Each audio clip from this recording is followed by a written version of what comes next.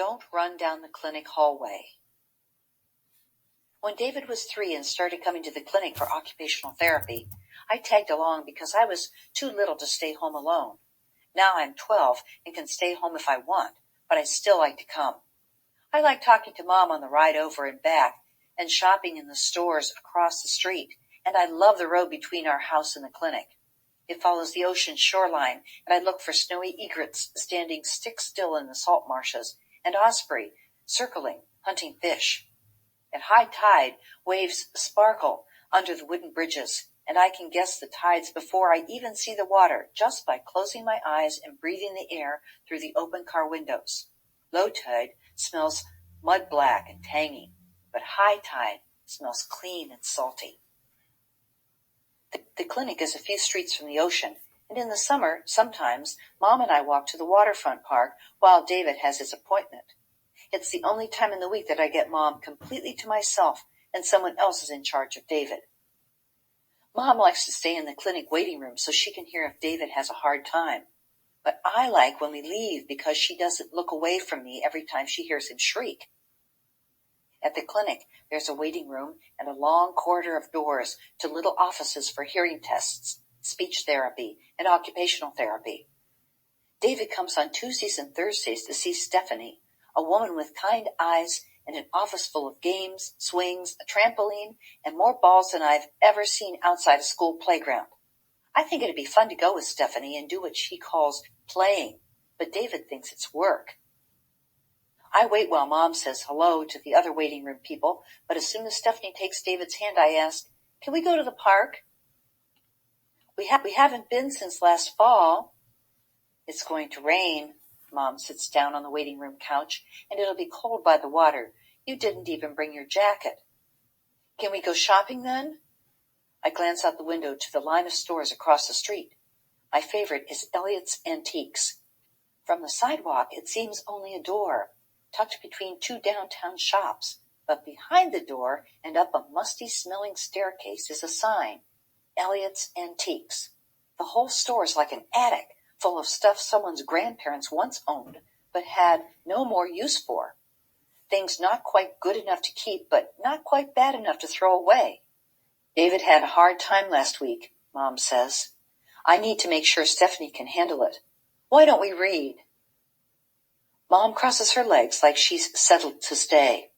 I slump on the couch beside her and check if anyone looks like they'll mind Mom reading out loud.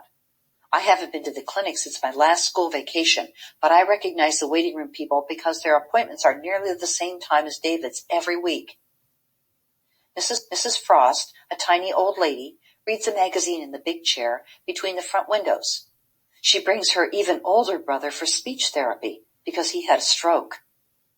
The receptionist with her blonde beauty parlor hair types fast on her computer.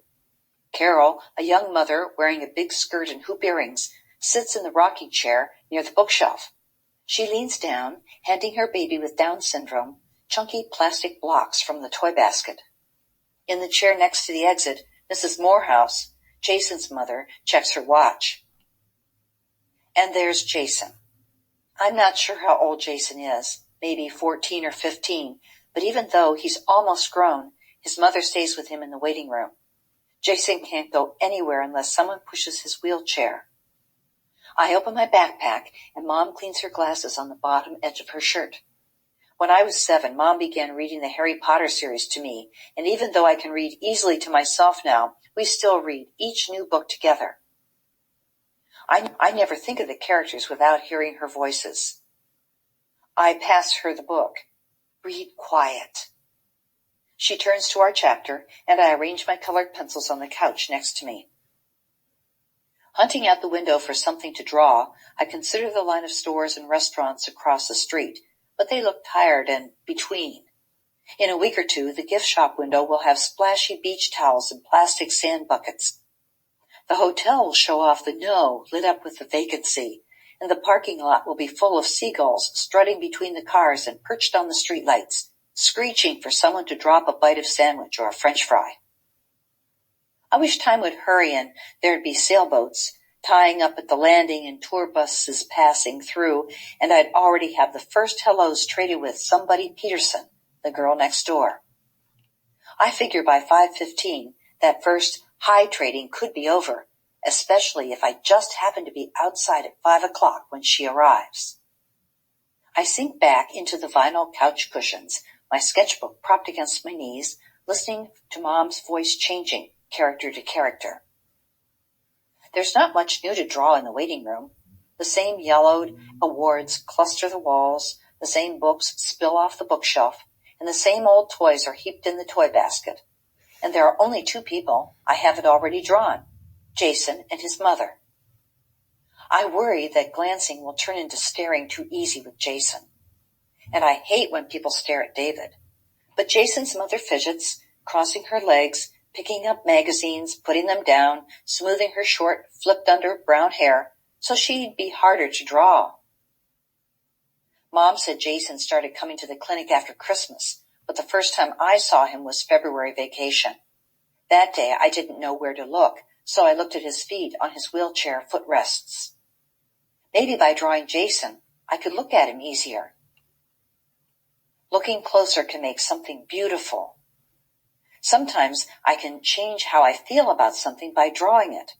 Drawing makes me find the curves, the shadows, the ins and outs, and the beautiful parts.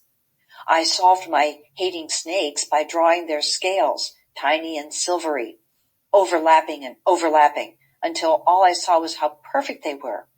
Can't say I'd want a snake crawling across me, but I don't have to run screaming to Dad every time I see a garden snake now. Should I go on? Mom asks. I could stop there. No, keep reading. I turn to a clean page in my sketchbook and swoop a faint pencil line, beginning the outline of Jason's head. Over the top, down his temple and cheek, around the bumps of jaw and chin, and back to where my line began. I don't know what's wrong with Jason, and it doesn't seem polite to ask. Whatever it is, though, it's something big. There's a tray on Jason's wheelchair, and on the tray is a communication book. At first, Jason's book seems like a big blue photograph album, but inside it's full of word cards, not photographs.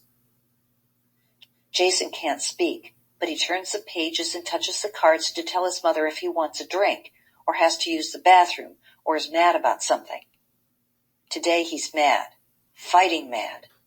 Jason slides his hand across his book, jabbing at cards. His fingers curl claw-like as his knuckle wraps one word in another. Yes, I know they had a guitar, Mrs. Morehouse says, fiddling with her earring, but I told you we didn't have time to stop. If I had stopped, you'd have been late for speech. Jason stabs his book. I hope he has a so what or a whatever card. His hands twitch and he makes rumbling throat sounds, near to growling. Mom shuts our book. Jason's jaw is a little crooked, not as perfect as I drew, but if I draw how it really is, it might look like I made a mistake. Reddish-brown waves of hair sweep over Jason's brow. A few wayward strands dangle near his eyes. Hair's my favorite thing to draw, but I only rough it in. Otherwise, I may not have time to finish before Jason's speech therapist comes out to get him. What? Jason's mother asks. I'll draw his eyes downcast, looking at his book. That way they'll be mostly lids, and it won't matter that I don't know what color they are. Girl, don't? What girl? Everything falls quiet. I glance up. Mrs. Morehouse is staring at me. Are you drawing my son? My pencil freezes, mid-stroke. Just because he can't talk, she says, don't assume he doesn't mind. Everyone looks at me. My fingers move over my sketchbook, finding the corner. I'm sorry, I whisper, turning the page. It takes all my strength, every ounce, not to cry. A drink? I hear Mrs. Morehouse say. All right, wait here. Mom reaches over, but I scoot down the couch, out of reach.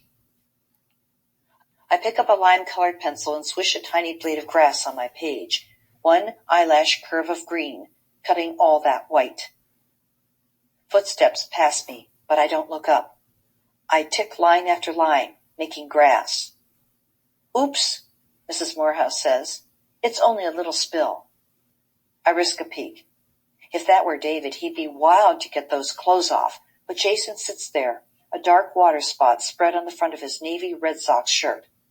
Maybe he doesn't mind. Or maybe he knows there isn't another shirt. Or maybe he's used to being wet. David wouldn't care about any of those things. That's sure to be off faster than you could blink. And the pants, too. If any had spilled there, and I didn't remind him of the pants rule quick enough. Keep your pants on unless Mom, Dad, or the doctor tells you to take them off. Mom opens her book again. Let's see, where were we? Harry was about to use his cloak. That's right. As she reads, I think how useful a cloak that made me invisible would be right now. If I had one, I'd throw it over my head and run out the door and across the parking lot in the street, all the way through the waterfront park to the wharf, and board the first boat I saw going somewhere, anywhere else. Mom reads. The receptionist types at her computer. Mrs. Frost looks at a magazine, and the baby sleeps on Carol's lap, his little fingers still clutching a pink plastic block. Hi, Jason! Jason's smiling speech therapist finally comes out to get him. I'm relieved to see her, even though Mom stops reading when she comes. How's his day been going? The therapist asks his mother. He wanted to stop at a yard sale, Mrs. Morehouse says, so he's upset. Oh? The therapist turns to Jason. You wanted, hands pointing, pulling, to stop, one hand karate chopping the other, at a yard sale, fingers flying, eyebrows arched in a question. Jason scowls. His therapist pouts, her finger tapping his communication book. Sad. I swallow a giggle. Sad? Is she kidding? If I were Jason, I'd want a card that said, get out of my face, and go away, and this stinks a big one. The therapist pushes Jason's wheelchair down the corridor, and Mrs. Morehouse picks up her purse. I have a couple of errands, she tells the receptionist. I'll be right back. The bell above the clinic door jangles as she leaves. Through the window, I watch her cross the parking lot to her van. What do you think Jason would do with a guitar? I ask Mom. I don't know, she says. Maybe just having one would be enough. Watching the van's red taillights, I wonder, enough of what? But as the van pulls away, I close my eyes and make a wish. Please go back and buy that guitar. In case Mom's right. I didn't mean to hurt Jason's feelings. I was only sketching. You could tell him that, Mom says. I cringe. But he can't answer me. Maybe he'll point to the answer in his book, or maybe he'll answer in his head. Mom returns to reading, and I draw the front of a gray shingled house, porch steps, and a front door with a doorbell. I reach for a blue sky pencil, but pick up midnight black instead. I hear a faraway David shriek, and Mom stops reading to watch the corridor. But then it's quiet, and I figure David gave in and did whatever Stephanie wanted. My drawing takes shape under my hand. Lemon for the stars, cream for the moon, pine for the trees along the fence, charcoal gray for the darkened windows, all but one. When the clinic bell jangles again, I peek up long enough to see Jason's mother isn't holding a guitar. Here we are. The speech therapist pushes Jason's wheelchair up beside me. I saw you drive in, she says to his mother. He was so upset. We stopped early. Mom slides her elbow over in a, here's your chance, Catherine, nudge. Hi, Jason, she says. How are you today? His head stays bowed, his chin almost touching his chest. Mom's question hangs in the air. Maybe Jason is answering in his head. Maybe he's thinking, I'm fine, thank you.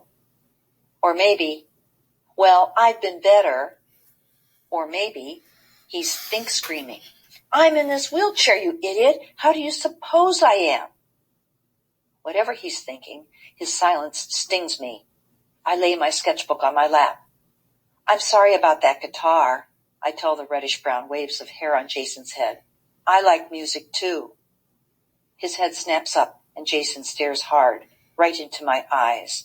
His eyes are stunning, ice blue. Mrs. Morehouse spins his chair toward the door, and Mom stands up to help.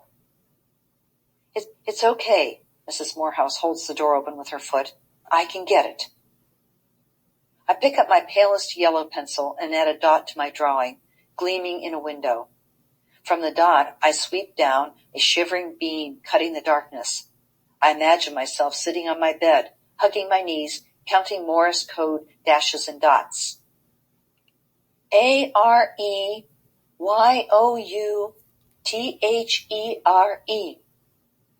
The bell jangles again. I look up to see Mrs. Morehouse in the doorway, watching me. She crosses her arms over her stomach. Mrs. Frost drops her magazine, and even the receptionist has stopped typing, her hands held above her keyboard like a conductor waiting to cue a symphony. Jason insisted I come back, Mrs. Morehouse says, and tell you he likes the picture you're drawing. She turns to leave. I look out the window to Jason at the top of the ramp. Wait! Lifting my page, I pull gently so it'll tear neatly.